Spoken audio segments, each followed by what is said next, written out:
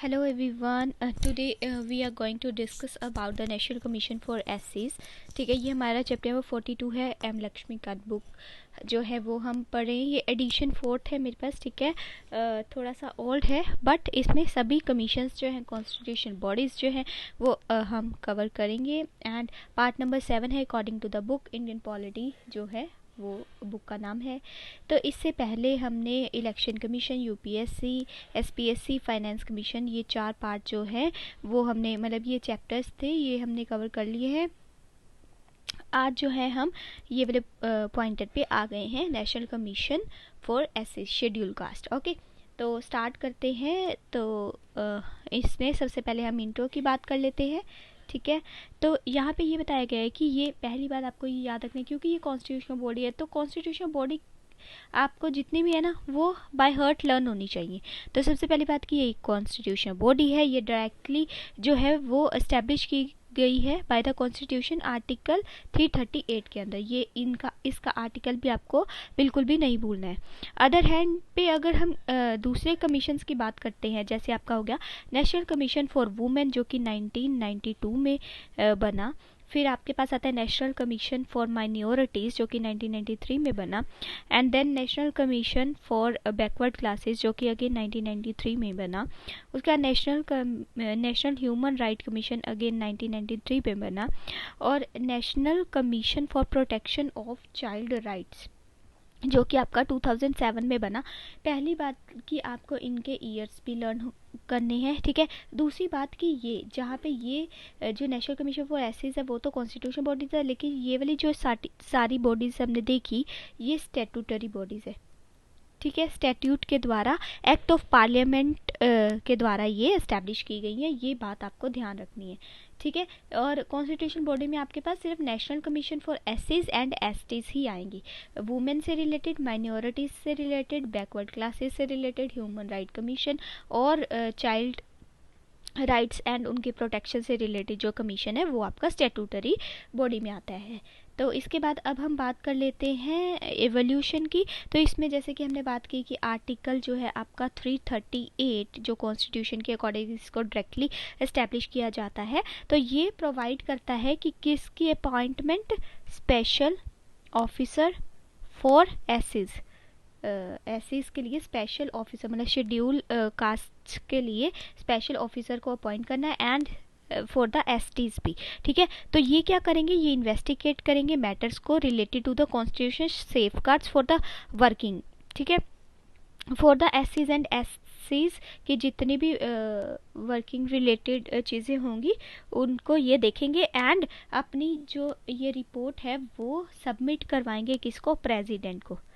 ठीक है, तो he was designated as the commissioner for the एससीज एसटीज एंड वही असाइन करेगा ड्यूटीज़ को भी। तो ये एक तरह से कमिश्नर है। ठीक है, जो स्पेशल ऑफिसर की हम बात कर रहे हैं जो कि आर्टिकल 338 के अंदर इनको बनाया गया है। ठीक है, उसके बाद आई थिंक ये आपको समझ में आ गएगा। आर्टिकल याद रखना है। दूसरी बात कि स्पेशल ऑफिसर जो है वो अपॉइंट करना है और ये अपनी जो रिपोर्ट है वो किसको सबमिट करवाते हैं, प्रेसिडेंट को। नेक्स्ट आता है कि अभी सेकंड पॉइंट ही पढ़ रहे हैं एवोल्यूशन में। 1978 के अंदर गवर्नमेंट ने थ्रू अ रेजोल्यूशन सेटअप की एक non statutory multi member commission for एससीज एंड एसटीज।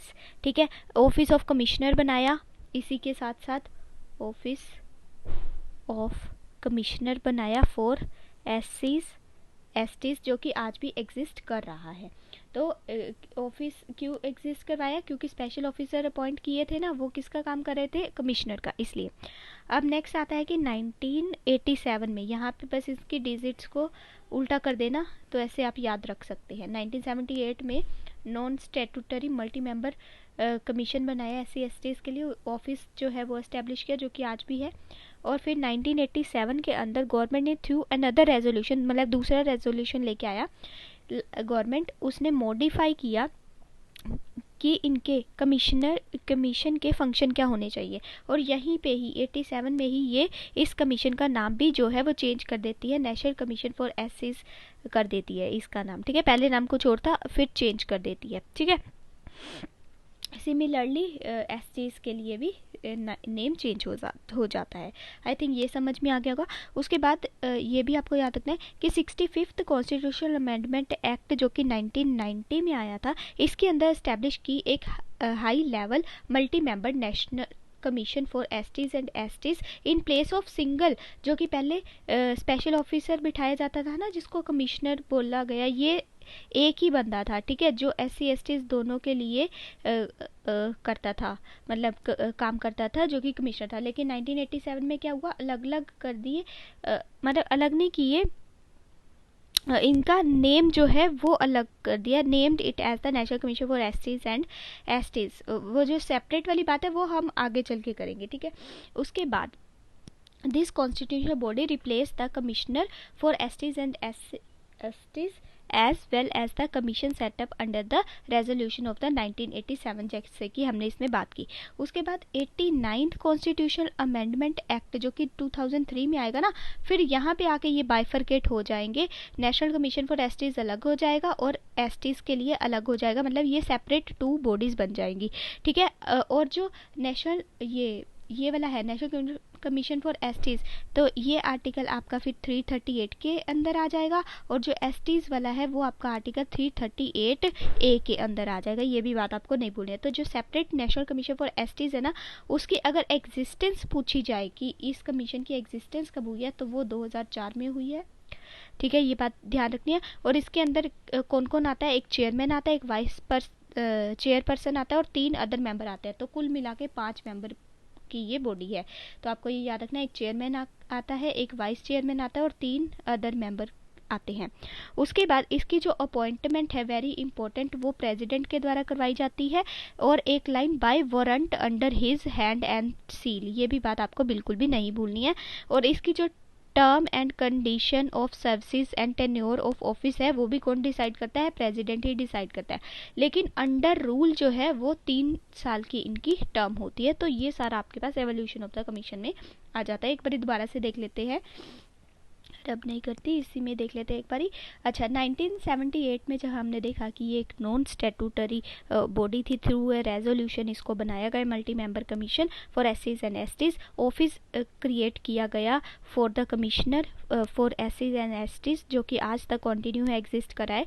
फिर 1987 के अंदर मॉडिफाई किए गए इसके फंक्शन, कमीशन के फंक्शन को मॉडिफाई किया गया और रीनेम किया गया इसे कि नेशनल कमीशन फॉर एससीज, schedule caste and national commission for schedule tribes, ठीक है। उसके बाद 65th कॉन्स्टिट्यूशनल अमेंडमेंट जो कि 1990 में आया, इसके अंदर इस्टेब्लिश किया गया एक high multi member national commission for STs and STs in place of the single special officer for the एससीज एंड एसटीज। उसके बाद कॉन्स्टिट्यूशन बॉडी जो है वो रिप्लेस कर दी गई by the commissioner for the SC as well as the commission set up under the resolution of the 1987। उसके बाद हमने देखा कि 89 कॉन्स्टिट्यूशन अमेंडमेंट जब आया, जो कि 2003 के अंदर आया, उसने बाइफरकेट कर दिया दोनों कमीशन को, मतलब नेशनल कमीशन फॉर एससीज को अलग बना दिया, नेशनल कमीशन फॉर एसटीज को अलग बना दिया, और इनके आर्टिकल जो है वो भी अलग अलग हो गए। आर्टिकल 338 एससीज के लिए था और नेशनल कमीशन फॉर एसटीज के लिए 338 ए हो गया, ठीक है। उसके बाद सेपरेट जो है इनकी एग्जिस्टेंस कब मानी जाती है, 2004 से, ये आपको बात ध्यान रखनी है। दूसरी बात, इसके अंदर मतलब कंसिस्ट क्या क्या है, कौन कौन इसके अंदर होता है, तो एक चेयर पर्सन होता है और वाइस चेयर पर्सन होता है, 3 अदर मेंबर होते हैं, तो कुल मिला के 5 होते हैं। उसके बाद अपॉइंट इनको कौन करता है, प्रेसिडेंट अपॉइंट करता है, और warrant under his hand and seal. उसके बाद इनकी जो कंडीशन और सर्विसेज होते हैं वो जो है प्रेसिडेंट ही डिसाइड करता है, लेकिन बाय रूल, अंडर रूल जो है 3 साल की इनकी टर्म लिखी हुई है, ठीक है। उसके बाद अब हम बात करते हैं, इसको मैं रब कर देती हूँ। उसके बाद फंक्शन ऑफ द कमीशन की हम बात करते हैं, ठीक है। इसके अंदर आपके पास 6 जो है वो पॉइंटर्स दिए गए हैं, एक एक करके देख लेते हैं। तो इनको इन्वेस्टिगेट करना है, मॉनिटर करना है, जितने भी मैटर्स होते हैं रिलेटेड टू द कॉन्स्टिट्यूशन और अदर लीगल सेफगार्ड जो कि एससीज से रिलेटेड होते हैं, क्योंकि हमारा कमीशन जो है अभी हम एससीज पढ़ रहे हैं, तो ये जो कमीशन है वो एससीज को ही देखेगा। एसटीज वाला हम बाद में देखेंगे, उसमें उसके भी फंक्शन वैसे तो सेम ही रहेंगे। तो पहली चीज़ आपको ये याद रखनी है कि इन्वेस्टिगेट करता है एंड मॉनिटर करता है जो भी मैटर्स होते हैं रिलेटेड टू द इनकी लीगल एंड कॉन्स्टिट्यूशनल सेफगार्ड कैसे करना है, उसको इवेल्युएट वर्किंग भी करता है कि कैसे काम कर रही है ये कमीशन। ठीक है, to inquire into the specific complaints, अगर कोई कंप्लेंट्स आ गया उनको सोल्यूशन कैसे करना है। ठीक है, and with respect to the deprivation of the rights, अगर एससीज के राइट्स का हनन हो रहा है तो उनके राइट्स को कैसे मतलब उनको दिलाना है, वो सब चीज़ें। और पार्टिसिपेट करता है, एडवाइस करता है on the planning process of the socio economic development of the एसेस, की इनकी सोशो इकोनॉमिक डेवलपमेंट कैसे हो इसकी भी प्लानिंग करता है एंड एडवाइस देता है कि कैसे इनकी प्रोग्रेस हम करा सकते हैं। ठीक है, तो ये 3 पॉइंट। और उसके बाद अब हम 3 पॉइंट और देख लेते हैं। उसके बाद ये जो है to present to the president annually, मतलब मैंने आपको पहले ही बताया कि ये प्रेसिडेंट के आगे अपनी एनुअल रिपोर्ट जो है वो रखते हैं। ठीक है, जिसके अंदर इनकी वर्किंग का पूरी रिपोर्ट जो है वो होती है। उसके बाद 5th to make the recommendation कि कैसे मेजर्स लेने हैं, इनकी जो इन्होंने स्कीम्स वगैरह चलाई होती है उसका बेटर इम्प्लीमेंटेशन कैसे होए, ठीक है, हो सके, तो उसके बारे में ये सारा कुछ देखते हैं। इनकी जो प्रोटेक्शन है वो कैसे कर सकते हैं, इनका वेलफेयर कैसे कर सकते हैं, सोशो इकोनॉमिक डेवलपमेंट कैसे करते हैं, ये सारा कुछ ये देखती है। उसके बाद to discharge such function in relation to the, वही बात आ गई कि इनका वेलफेयर, ठीक है, मतलब कि फंक्शंस को कैसे अच्छे से हम एडवांस लेवल में लेके, मतलब कुछ जैसे आपने रूरल एरियाज़ में देखा होगा ना, वहाँ तक ना स्कीम्स वगैरह पहुँच नहीं पाती है, तो उनको कैसे इनके तक पहुँचाया जा सके, इन स्कीम्स को उनका बेटर तरीके से उनको कैसे स्कीम्स का लाभ दिलवाया जा सके, तो ये सारी चीज़ें इनके फंक्शंस में आ जाता है। तो एक एक करके देख लेते हैं। पहला, इन्वेस्टिगेट एंड मॉनिटर करती है इनकी वर्किंग को। ठीक है, कोई लीगल और कॉन्स्टिट्यूशनल सेफ गार्ड्स करने हैं ऐसे से रिलेटेड वो करती है, एवेल्युएट करती है देयर वर्किंग। दूसरी चीज़ ये है कि इनकी जो कंप्लेंट्स होती हैं, ठीक है, उसको भी मतलब related to the deprivation of the rights, अगर उनके राइट्स का हनन हो रहा है तो वो कंप्लेंट्स को भी ये सुनती है। उसके बाद सोशो इकोनॉमिक डेवलपमेंट एंड इनकी प्रोग्रेस कैसे हो सके उसके बारे में देखते हैं। स्कीम्स जो बनाते हैं ये उनकी बेटर इम्प्लीमेंटेशन पर ये काम करते हैं। वेलफेयर के बारे में बात करते हैं, कैसे ये डिस्चार्ज कर सकते हैं अपने फंक्शंस को अच्छे से अच्छा, एंड कैसे रूरल एरियाज़ तक भी इनको पहुँचाया जा सके। 4th पॉइंट भी हमने, ये 6 पॉइंट हमने पहले देख लिया। तो यहाँ पे हमने ये भी देखा था कि प्रेसिडेंट को जो एनुअली रिपोर्ट सबमिट करवाते हैं तो उसमें भी इनकी वर्किंग की पूरी रिपोर्ट होती है कि कैसे ये अपना काम कर रहे हैं। ठीक है, उसके बाद फिर हमने ये भी देखा था कि कैसे ये चीज़ सॉरी हमने पहले देख ली कि कैसे बेटर इम्प्लीमेंटेशन ये कर सकते हैं स्कीम्स वगैरह को लेके। उसके बाद रिपोर्ट ऑफ द कमीशन देख लेते हैं। इसमें रिपोर्ट में यही है कि ये अपनी जो एनुअल रिपोर्ट होती है वो किसको सबमिट करवाते हैं, प्रेसिडेंट को, and it can also submit a report and as when it thinks necessary, जब इनको ज़रूरत होती है तब भी। जैसे मतलब एनुअली तो इनको प्रेसिडेंट को करवानी ही करवानी है, लेकिन बीच में भी अगर मान लीजिए 1 साल कंप्लीट नहीं हुआ, 6 मंथ्स ही हुए, अगर इनको लगे कि ज़रूरी है प्रेसिडेंट को रिपोर्ट सबमिट करवानी, तो ये बीच में भी सबमिट करा सकते हैं। ठीक है, उसके बाद प्रेसिडेंट जो है ये रिपोर्ट को फिर किसके आगे रखता है, पार्लियामेंट के आगे रखता है, और उसके अंदर मेमोरेंडम सब कुछ एक्सप्लेन होता है, रिकमेंडेशंस जो है वो लिखी होती हैं, और इसके अंदर ये भी होता है कि क्यों इनके रिकमेंडेशन को एक्सेप्ट नहीं किया जा रहा। अगर तो इनके रिकमेंडेशन को एक्सेप्ट कर लिया तो ठीक है, अगर नहीं किया एक्सेप्ट तो क्यों नहीं किया उसके बारे में रीज़न भी ये बताते हैं। ठीक है, उसके बाद प्रेसिडेंट जो है फिर ये आगे चल के किसको देता है ये रिपोर्ट? पहले तो पार्लियामेंट के आगे रखता है, उसके बाद ये जो प्रेसिडेंट है ना, स्टेट गवर्नमेंट को भी ये रिपोर्ट जो है वो दे देता है, और जो स्टेट गवर्नमेंट होती है वो फिर आगे अपने अपने गवर्नर्स को ये रिपोर्ट दे देती है, और फिर जो गवर्नर्स है वो फिर आगे चल के स्टेट लेजिस्लेचर के आगे ये रिपोर्ट रख लेते हैं। उसमें भी सेम चीज़ें कि जो रिकमेंडेशन बताई होती है उनको कैसे लेना है, कैसे अप्लाई करना है वो देखती है, और अगर वो अप्लाई नहीं कर रहे, अगर उस रिकमेंडेशन को वो एक्सेप्ट नहीं कर रहे, तो उनका रीज़न भी इनको देना पड़ता है। तो ये सारा आपके पास रिपोर्ट में आ गया। दोबारा से देख लेते हैं। एनुअल रिपोर्ट सबमिट करानी होती है प्रेसिडेंट को, बीच में भी सबमिट करवा सकते हैं ये, ठीक है। उसके बाद प्रेसिडेंट जो है फिर पार्लियामेंट के आगे रख देता है अपनी रिपोर्ट को, ठीक है। उसके अंदर सेम रिकमेंडेशन ही दी होती है। अगर रिकमेंडेशन को एक्सेप्ट कर लिया तो ठीक है, अगर नहीं एक्सेप्ट किया तो बताना होता है कि रीज़न क्या है उसके पीछे। उसके बाद पार्लियामेंट के अलावा ये स्टेट प्रेसिडेंट जो है ये रिपोर्ट स्टेट गवर्नमेंट को दे देता है, स्टेट गवर्नमेंट फिर गवर्नर को दे देती है, और गवर्नर फिर स्टेट लेजिस्लेचर के सामने ये रिपोर्ट रखता है। सेम वही बात, अगर एक्सेप्ट कर ली रिकमेंडेशन तो ठीक है, अगर नहीं की तो रीज़न देना पड़ेगा इनके रिकमेंडेशन को क्यों एक्सेप्ट नहीं किया गया। उसके बाद पावर्स ऑफ कमीशन की बात कर लेते हैं। तो पावर जो इनको दी गई है, the commission is vested with the power to regulate its own procedure, इनके अपने जो है वो प्रोसीजर्स होते हैं। और जो कमीशन होता है जब वो इन्वेस्टिगेट कर रहा होता है किसी इंक्वायरी को, किसी कंप्लेंट अगर किसी की आई है, तो उसके पास कौन सी पावर है? उसके पास सिविल कोर्ट की पावर्स है, ठीक है।